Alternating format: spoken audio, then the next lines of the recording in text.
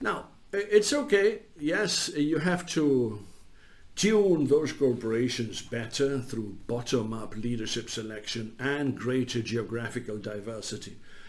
But how long are you going to ask your young people to wait until they are actual leaders of something of great importance? The traditional way of looking at this is that it takes time. You have to age in order for you to become mature. But really, it doesn't mean that it had to be a right line there. No, it could be like this. It could be that your maturity and your adult development grows very fast and then it tapers off. And this is perhaps what is suggested by history. If we look at the great leaders, those that made history and therefore their triumphs are recorded, you have Alexander the Great, tutored by a Greek philosopher, Aristotle, but Alexander the Great was 32 when he died.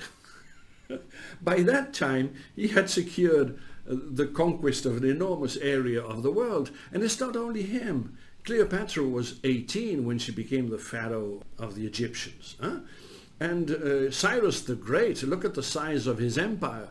He died at 29. That is, all these people made great inroads into history by the time they were 30. Look at this one, Francisco de Orellana, a Spaniard. He founded of Guayaquil on the Pacific Ocean and wanted to go back home, so he knew it wasn't the West and looked up at the West and said, how do I get there? Well, you see, you have all the mountain range, the Andes, almost as high as the Himalayas, as you know. So he climbed up the mountains with his people, got down at the other end, fell into the jungle of the Amazon, builded rafts and traveled for months along the Amazon River that no Westerner had ever done.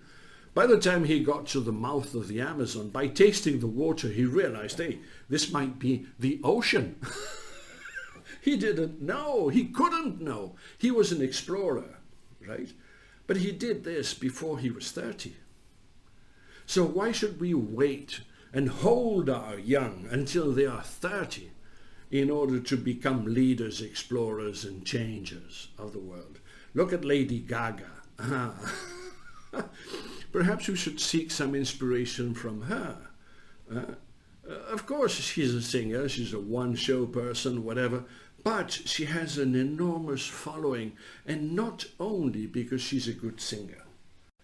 In India, you may have different people that represent her and the way of behaving. In Brazil, you've got Anita with double T. Look her up. Some of our young are searching for different avenues of personal growth to make their contribution because the traditional ones are blocked to them. What if we opened up those possibilities so that they would grow faster and contribute more with the energy and the wisdom and the thirst that they have in them?